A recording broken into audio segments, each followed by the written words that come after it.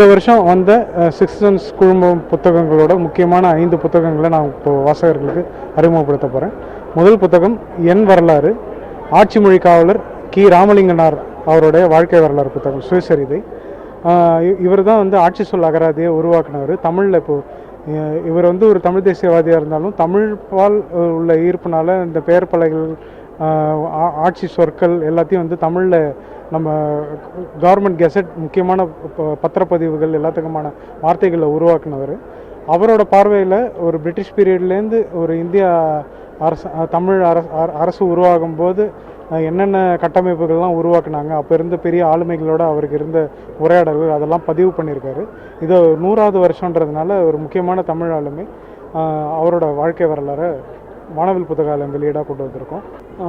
இது 2வது புத்தகம். சிக்ஸ்த் சென்ஸ் பப்ளிகேஷன்ஸ் ஆரம்பித்து 25 வருஷத்துக்கு மேலே ஆகுது. இது சிக்ஸ்த் சென்ஸ்ன்ற பேரில் இது வரைக்கும் நாங்கள் நிறையா தமிழ் புக்ஸ் போட்டுட்ருக்கோம். ஆனால் இந்த பிராண்டுக்கு ஒரு இங்கிலீஷ் புக்குக்கான ஒரு கலர் இருக்குது, டைரக்ட் இங்கிலீஷ் புக்ஸும் போடலாம் அப்படின்றது நிறைய பேரோட ஒப்பீனியனாக இருந்தது. அந்த மாதிரி ஒரு டைரக்ட் இங்கிலீஷ் புக் சீரீஸ் கொண்டு வரலான்ட்டு தான் ஒரு சைக்காலஜிஸ்ட் சிந்து மேனகா அப்படின்றவங்க வந்து அவங்களோட கிளினிக்கல் எக்ஸ்பீரியன்ஸ், அவங்களோட கவுன்சிலிங் செஷன்ஸ்லேருந்து ஒரு ஹேண்ட் புக் மாதிரி க்யூரேட் பண்ணியிருக்காங்க. சைக்காலஜி பேஸ் பண்ண most of the psychology books வந்து ஒரு மென் பர்ஸ்பெக்டிவ்லேருந்து இருக்கும். இது வந்து ஒரு உமன் பர்ஸ்பெக்டிவ்லேருந்து, அது டெலிபரேட்டாகவே அவங்க வந்து உமன் பர்ஸ்பெக்டிவ்லேருந்து எழுதியிருக்காங்க. இது நிறைய பேருக்கு வந்து ஒரு முக்கியமான ஒரு ஹேண்ட் புக்காக இருக்கும். அவங்க ஃபேமிலியில் இருக்கிறவங்க என்ன கோத்ரூ பண்ணுறாங்க, அவங்க ஒரு ஒர்க் புக் மாதிரி இதை வந்து எல்லோரும் யூஸ் பண்ணலாம். இது ரீசெண்டாக இப்போது ஹிகம்பாதம் சொல்லி ரிலீஸ் ஆச்சு, நல்லா போயிட்டுருக்கு இந்த புக்கு. 3வது புத்தகம் இந்துகோப்பனுடைய விலாயத் புத்தா.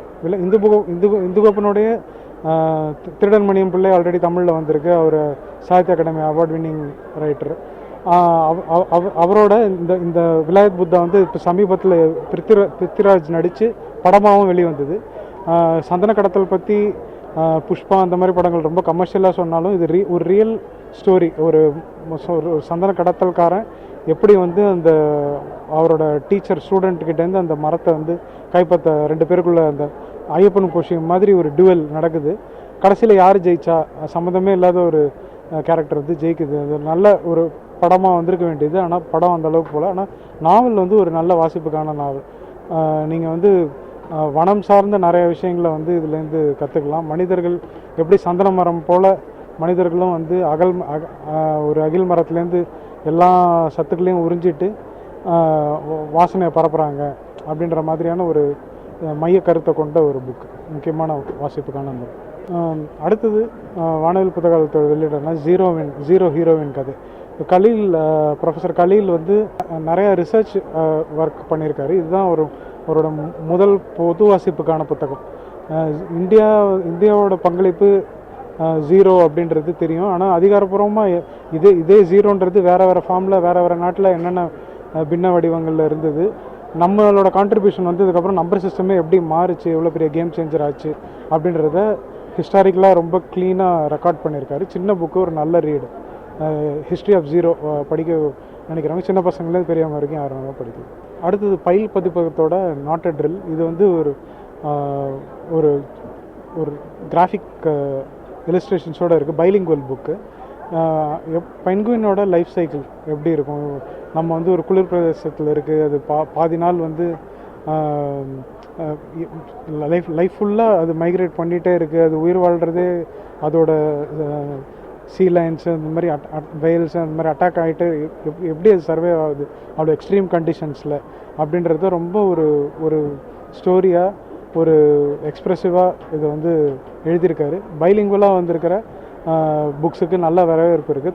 இதுக்கு முன்னாடி வனசாட்சின்னு ஒரு புக் வந்தது. இது தொடர்ந்து நிறைய புத்தகங்களை பைலிங்குவலாக பண்ணுறதுக்கு இருக்கும். இது ரைட்டர் துரையானந்த் குமாரோட 50வது குழந்தைகள் புத்தகம். வணக்கம், என் பேர் ராம் தங்கம்.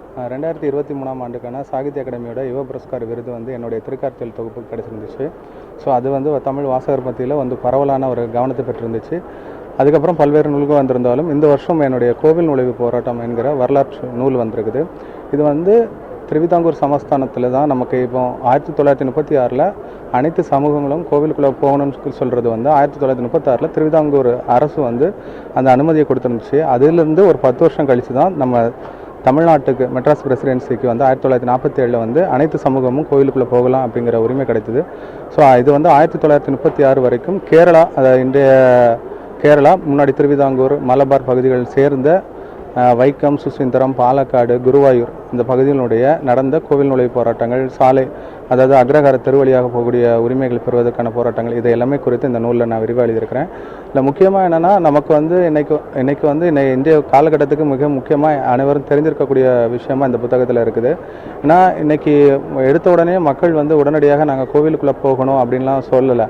அவங்க முதல்ல கேட்டது கல்வி. அந்த கல்வி அந்த சமூகத்துக்கு கிடைத்ததுக்கு பிறகு தான் அவங்க வந்து கோவிலுக்குள்ளே போகணும் அப்படிங்கிற ஒரு கோரிக்கை வச்சாங்க. அதுக்கப்புறம் தான் எல்லா விஷயமும் நான் கல்வியை அவங்க கேட்கும்போது 1915 அவங்க வந்து அனைவருக்கும் இங்கே இலவச கட்டாய கல்வி கேட்குறாங்க, மதிய உணவு கேட்குறாங்க, கல்வி உதவித்தொகை கேட்குறாங்க. ஸோ அவங்க கேட்ட விஷயத்துக்கு அப்புறம் தான் இந்தியாவினுடைய பல்வேறு பகுதிகளில் அந்த மாதிரியான கோரிக்கைகள் எழுப்பப்படுது. அதுக்கு பிறகு தான் 1924 அந்த வைக்கம் சத்தியாகிரகம் வந்து ஒரு பெரிய பரவலான கவனம் பெறுது. அதுக்கப்புறம் சுசீந்திரம் சத்தியாகிரகம் வருது. அதுக்கு பிறகு அதே காலகட்டத்தில் வந்து பாலக்காட்டில் இருக்கக்கூடிய அந்த கல்பாத்தி நகரத்தில் இருக்கக்கூடிய அந்த தெருவீதி வழியாக போகக்கூடியன்னு சொல்லக்கூடிய அந்த உரிமைக்கான போராட்டம் நடக்குது. அப்புறம் குருவாயூர் சத்தியாகிரகம் வந்து 1932 வந்து நடக்குது. ஸோ இதில் வந்து என்னென்னா, நம்ம இன்னைக்கு வந்து பெரியார், காந்தி இப்படின்ற பல தலைவர்கள் தெரிஞ்சிருந்தாலும் இந்த போராட்டங்கள் நடக்கும்போது பல்வேறு தலைவர்களுடைய பங்களிப்பு இருந்துச்சு. இதில் வந்து முக்கியமாக கவிமணி தேவசிய விநாயகம் பிள்ளை அவர்கள் வந்து சுசீந்திரம் சத்தியாகிரகம் நடக்கும் 3 பாடல்கள் எழுதியிருக்கிறாரு. அதாவது இந்த சத்தியாகிரகிகள் அதை வந்து பாடி போகிறதுக்காக 3 பாடல் எழுதியிருக்கிறாரு. குருவாயூர் சத்தியாகிரகம் அந்த இது நடந்துகிட்டு இருக்கும்போது கவிஞர் ரவீந்திரநாத் தாகூர் அவர்கள் வந்து குருவாயூர் மன்னருக்கு வந்து கோழிக்கோடு மன்னருக்கு வந்து கடிதம் எழுதுகிறாரு.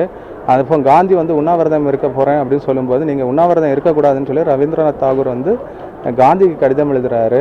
ஸோ இந்த மாதிரியான முக்கியமான விஷயங்கள் அதில் நேருவோட குடும்பத்திலேருந்து ராமேஸ்வரி நேருங்கிறவங்க வந்து இந்த திருவிதாங்கூருக்கு, திருவனந்தபுரத்துக்கு வந்து 2 நாள் அந்த போராட்டத்தில் பொதுக்கூட்டத்தில் கலந்து பண்ணி அந்த மக்களுக்கு உரிமை கொடுக்கணும்னு பேசுகிறாங்க. ஜிடி பிர்லா வந்து மன்னரோட பேசுகிறாரு.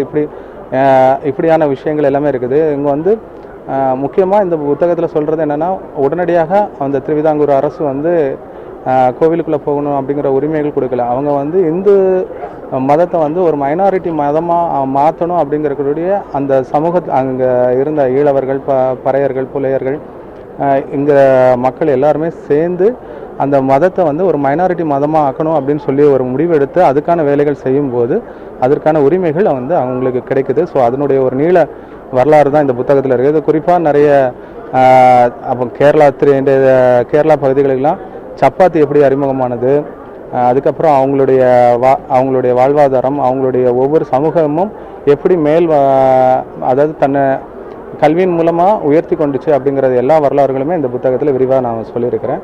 இன்றைய காலகட்டத்தில் எல்லாருமே அறிந்திருக்கக்கூடிய ஒரு வரலாறாக இருக்குது. இந்த புத்தக கண்காட்சியிலையும் நல்லா போயிட்டு இருக்குது. பரவலான ஒரு கவனத்தை பெற்றுக்கக்கூடிய ஒரு நூலாக இருக்கிறது.